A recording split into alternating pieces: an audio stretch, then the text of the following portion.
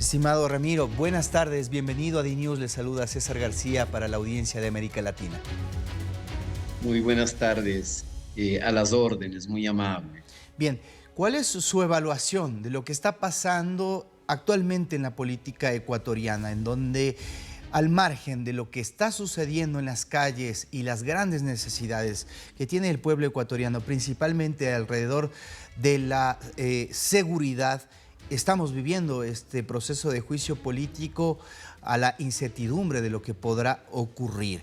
¿Qué es lo que piensa usted sobre lo que está pasando en el Parlamento ecuatoriano? Bueno, con dolor hay que decir que el Parlamento ecuatoriano este momento es más parecido no a un hemiciclo de debate político de altura, sino a un circo de mala muerte.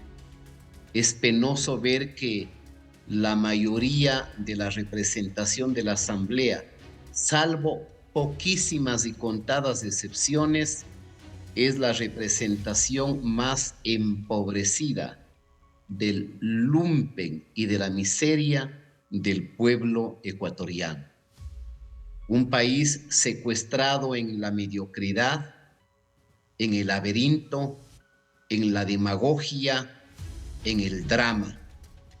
Una asamblea que le da más importancia al día del bizcocho, del queso de hoja y del manjar, al día de la guayusa, y que nos condena a la incertidumbre, a la impunidad.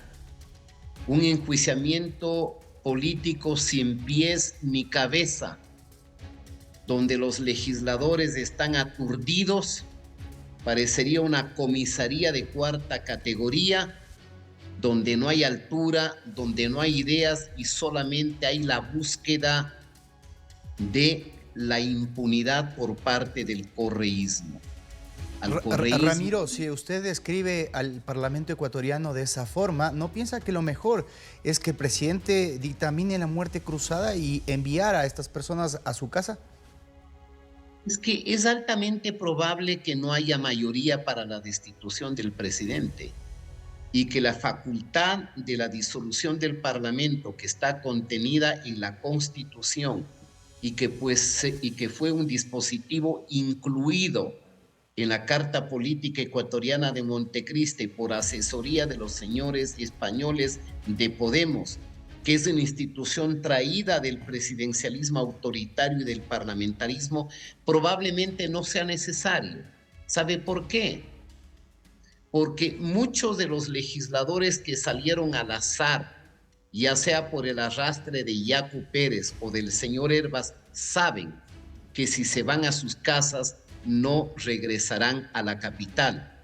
Y en el mejor de los casos lograrán ser concejales de alguno de los pueblos donde pertenecen. Lo mismo le puede pasar al presidente, ¿no? Porque la aceptación es baja.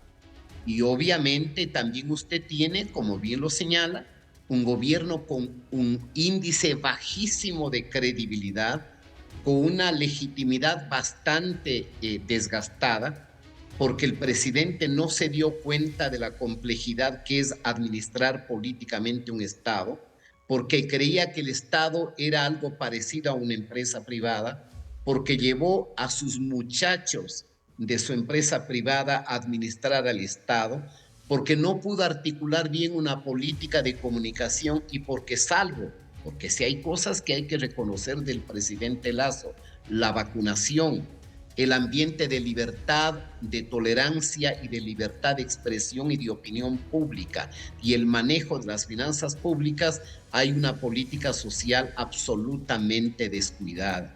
Porque el problema de un Estado no solamente son los equilibrios fiscales o el déficit presupuestario, también es la búsqueda de la justicia y de los equilibrios sociales para constituir una sociedad económica y socialmente más cohesionada. Ahora, Ramiro, el presidente de la República, cuando asumió el cargo, se comprometió con el país con una premisa muy importante, que era cero tolerancia a la corrupción. Y lamentablemente lo que sí ha pasado es que en las empresas públicas se ha registrado corrupción por ciertos funcionarios nombrados por él. En ese sentido, ¿usted piensa que en el marco de las facultades constitucionales que tiene el Parlamento ecuatoriano no había que fiscalizar eso por intermedio de este juicio político? Bueno, una labor esencial del Parlamento es el control político, el control del poder, la facultad de fiscalización política. Nadie niega eso. Pero la fiscalización política y el enjuiciamiento político al presidente, lo ha dicho la Corte Constitucional de manera absolutamente clara, no puede ser, es, diríamos, de naturaleza absolutamente agravada, y por eso se necesitan las 2/3 del Congreso, y no tiene que ser por razones distintas a lo que estipula el artículo 129. Fíjese usted que en el punto, me parece, 97 del fallo de la Corte Constitucional, ella dice: puesto que en nuestro sistema constitucional el juicio político no se fundamenta en un mecanismo de pérdida de confianza. ¿Qué quiere decir con esto? Que el gobierno puede estar totalmente desacreditado, puede haberse ganado el disgusto o la apatía o la indiferencia de la gente, pero eso no es razón para sacarlo, porque para eso están las reglas del juego. Su equipo de fútbol puede perder en el primer tiempo 3-0, pero el partido dura 90 minutos. No puede usted expulsarle a ese equipo, salvo que haya razones documentadas, probatorias, inequívocas, de que del supuesto delito de peculado se haya beneficiado el presidente o a terceros.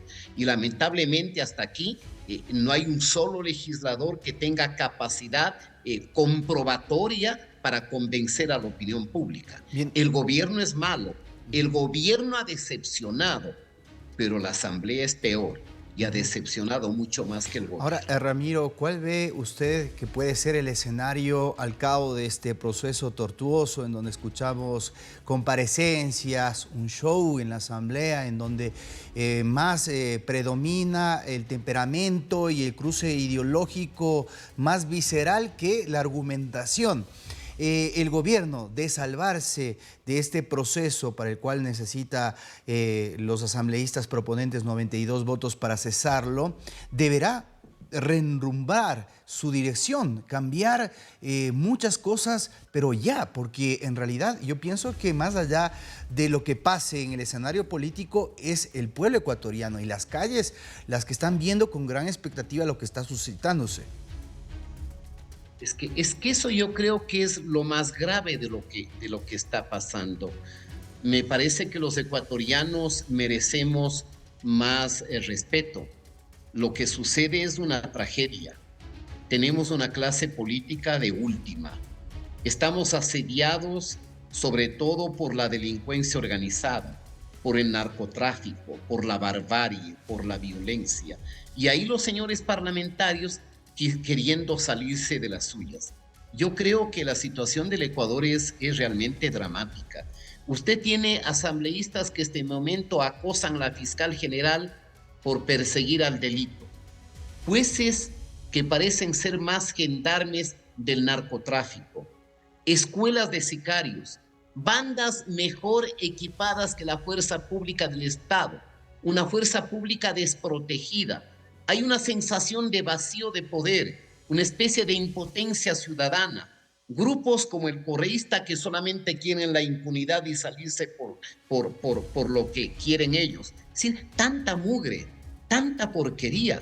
Y obviamente, si el gobierno sale bien librado de este enjuiciamiento político, me parece que los ecuatorianos mayoritariamente esperan de que el presidente sea sensible, sepa que ha cometido errores, que el ego no es todo, que tiene que corregir la política de comunicación, que tiene que incursionar más agresivamente con políticas de Estado, que tiene que fortalecer a las Fuerzas Armadas, a la Policía Nacional, para enfrentar la amenaza criminal que nos rodea a todos los ecuatorianos, y exigir de las élites prudencia, sensatez, sentido de racionalidad. Hoy es el momento de cerrar filas contra la mayor amenaza que tiene la República, que es el crimen organizado transnacional y sus secuelas catastróficas, barbáricas e inhumanas. Bien, gracias Ramiro. Empezando por la elección de quién será el próximo secretario de Seguridad, un tema fundamental porque ya no se puede equivocar, sobre todo en ese tipo de designación ante el tema que usted ya ha descrito, es la principal necesidad que tienen los ecuatorianos, seguridad. Buenas tardes, gracias por este tiempo con DNews. Muy amable, muchas gracias.